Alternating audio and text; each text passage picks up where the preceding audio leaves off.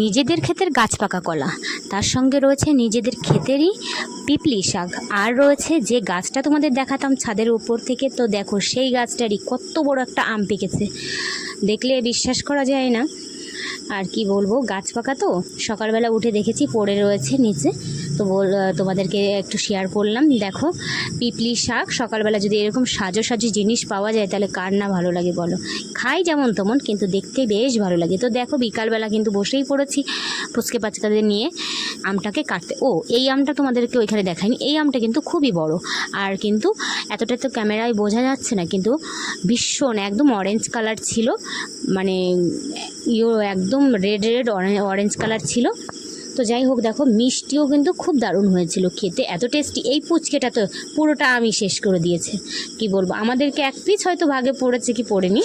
তো দেখো এই ছিল আমাদের ভিডিও, ভালো লাগলে অবশ্যই একটা লাইক কমেন্ট সাবস্ক্রাইব করে দিও। Bye bye.